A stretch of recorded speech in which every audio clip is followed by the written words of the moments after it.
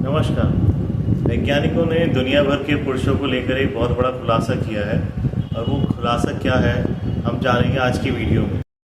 तो रिसर्चर्स ने दुनिया भर में मेल्स का ब्लड सैंपल और सीमन सैंपल लिया और उस सीमन सैंपल का रिज़ल्ट जो आया वो बिल्कुल चौंकाने वाला था। तो रिसर्च के अंदर उन्होंने पाया कि ह्यूमन ब्लड में, चाहे वो मेल हो या फीमेल हो, और मेल के सीमन सैंपल के अंदर उन्हें जांच करने पर यह पता चला कि मेल्स के टेस्टिस के अंदर अधिक मात्रा में माइक्रोप्लास्टिक पाई गई है, जो कि एक बहुत ख़तरनाक चीज़ है। इससे मेल्स की रिप्रोडक्टिव लाइफ पर क्या असर पड़ेगा और ये माइक्रोप्लास्टिक हमारे शरीर में कैसे आती है और इससे और क्या क्या नुकसान हो सकता है, मैं आपको बताऊंगा आगे वीडियो के अंदर।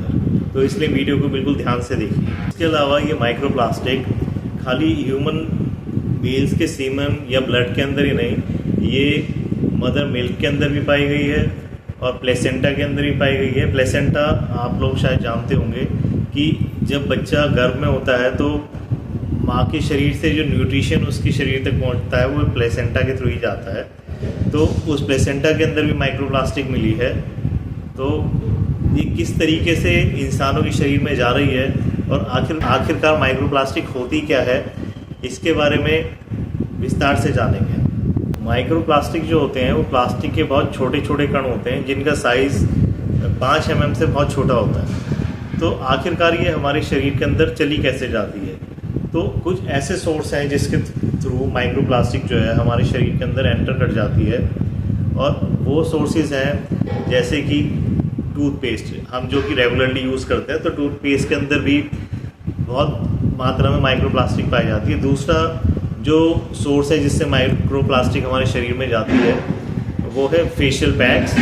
और इसके अलावा जो अदर चीज़ है जिससे हमारे शरीर के अंदर माइक्रोप्लास्टिक जाती है वो है वाटर बॉटल्स, जो हम प्लास्टिक की बॉटल्स यूज़ करते हैं, और प्लास्टिक के कंटेनर्स जो यूज़ करते हैं जिसके अंदर हम खाना रखते हैं या हम माइक्रोवेव के अंदर गर्म करते हैं खाना, तो उसके थ्रू भी हमारे शरीर के अंदर माइक्रोप्लास्टिक एंटर कर जाती है और वो हमारे डाइजेस्टिव ट्रैक्ट से हमारे ब्लड सर्कुलेशन के अंदर मिल जाती है, जिससे वो बॉडी के अलग अलग पार्ट के अंदर चली जाती है। इसके अलावा माइक्रोप्लास्टिक जो है हमारे शरीर में सिंथेटिक कपड़ों से, क्योंकि सिंथेटिक कपड़ों के अंदर भी कुछ ना कुछ कण प्लास्टिक के मिले होते हैं, तो उसमें छोटे छोटे फाइबर्स होते हैं, और जब वो उनको हम धोते हैं या उनको हम पहनते हैं तो वो फाइबर्स समहाउ सांस लेने के दौरान या हमारी बॉडी से टच होकर हमारे हाथ के थ्रू वो हमारे शरीर के अंदर चले जाते हैं। अगली चीज़ जो है जिसके थ्रू माइक्रोप्लास्टिक हमारे शरीर में जाती है उसको बिल्कुल भी अवॉइड नहीं किया जा सकता, क्योंकि रिसर्चर्स के अनुसार माइक्रोप्लास्टिक जो है वो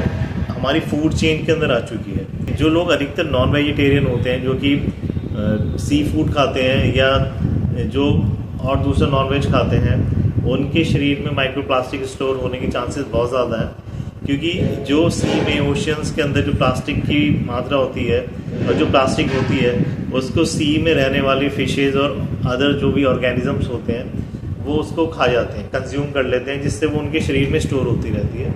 और जो लोग उन फिश को और उन ऑर्गेनिजम्स को खाते हैं उनके शरीर में माइक्रोप्लास्टिक उसके थ्रू जाती है। और इसके अलावा जैसे कि और एनिमल्स होते हैं, जैसे गोट हो गई, और इसके अलावा और भी एनिमल्स, चिकन हो गया, तो उनकी बॉडी के अंदर भी किसी न किसी तरीके से माइक्रोप्लास्टिक जो है वो स्टोर हो रही है। और जो लोग उस नॉनवेज को खा रहे हैं, जो उनके मीट को खा रहे हैं, उनके शरीर के अंदर उस मीट के थ्रू वो माइक्रोप्लास्टिक एंटर कर रही है। और रिसर्चर्स के अनुसार जो सबसे ज़्यादा माइक्रोप्लास्टिक हमारे शरीर में जा रही है, जो कि 93% है, वो जा रही है पानी के थ्रू। अब पानी के थ्रू कैसे जा रही है? एक तो वाटर पहले ही कंटेमिनेटेड है, लेकिन अधिकतर क्या होता है कि मार्केट में जो भी पानी के सोर्स हैं जहाँ से हम वाटर ले रहे हैं वो अधिकतर प्लास्टिक बॉटल्स के अंदर ही आती है, और उन प्लास्टिक बॉटल्स के थ्रू वो माइक्रोप्लास्टिक हमारे शरीर के अंदर जा रही है।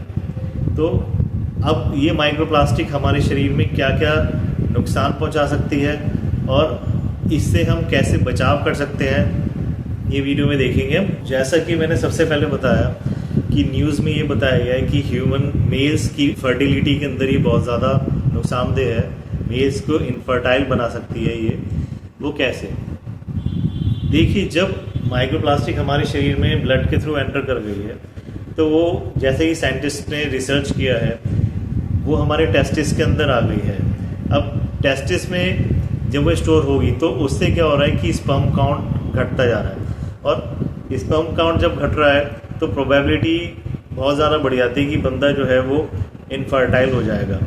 अगली चीज़ जो है, जो कि मदर मिल्क के अंदर वो मिल रही है माइक्रोप्लास्टिक, तो जो छोटे बच्चे दूध पीने वाले बच्चे हैं उनके शरीर में वो मदर के मिल्क के थ्रू माइक्रोप्लास्टिक एंट्री कर रही है, और जब तक वो बड़े होंगे तब तक उनके शरीर में कितनी इकट्ठी हो जाएगी।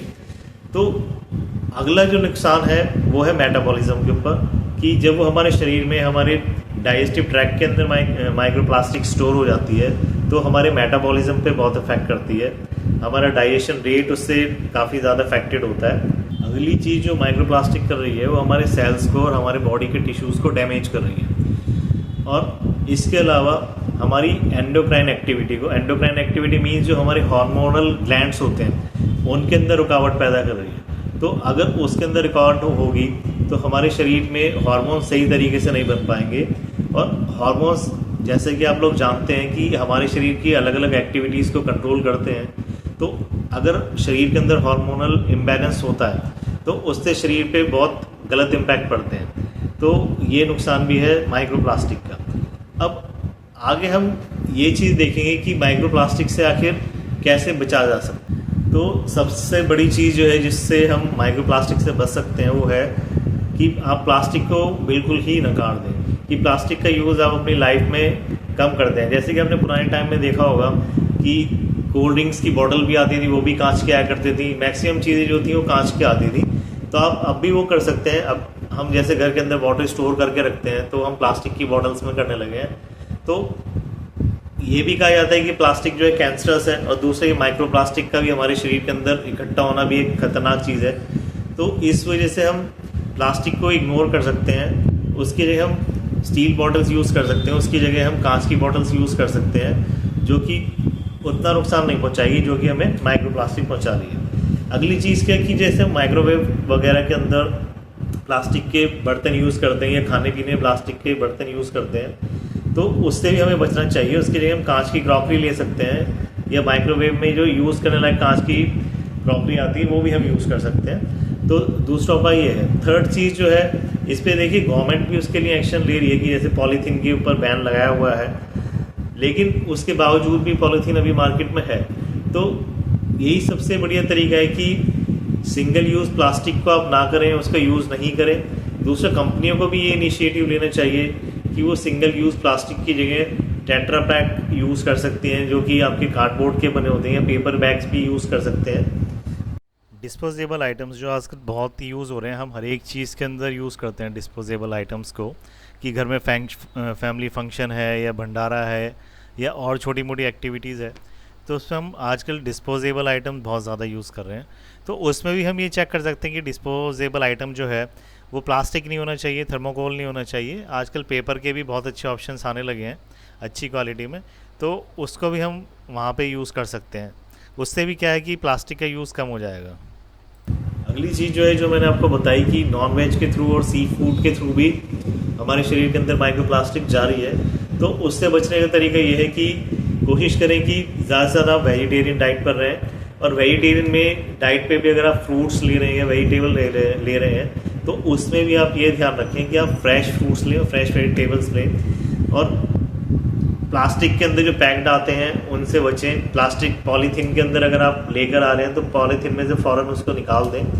तो यही कुछ तरीके हैं जिससे आप माइक्रोप्लास्टिक से बच सकते हैं। अभी देखिए उसका कोई एकदम से बहुत खतरनाक इम्पैक्ट नहीं है, लेकिन स्लोली हमारे शरीर में इकट्ठी होकर एक ये खतरनाक रूप ले सकती है। तो क्यों हम उस चीज़ का वेट करें कि कभी जाकर ये खतरनाक रूप ले, या फिर जैसा कि अब रिसर्च में बताया गया है कि ये मेल्स के लिए कितनी हार्मफुल है। तो अब जैसे हमारे छोटे बच्चे हैं, तो अगर उनके शरीर में अभी से ही वो इकट्ठी होती जाएगी तो जब तक वो यंग एज में पहुंचेंगे तब तक उनके शरीर के अंदर कितनी माइक्रोप्लास्टिक इकट्ठी हो चुकी होगी और कितना इम्पैक्ट कर चुकी होगी उनके शरीर पे वो। तो इसलिए यही उपाय है कि माइक्रोप्लास्टिक से बचने के लिए आप प्लास्टिक को इग्नोर करें और से नो टू प्लास्टिक। तो उससे ही हम सुरक्षित रह सकेंगे और हेल्दी रह सकेंगे। धन्यवाद।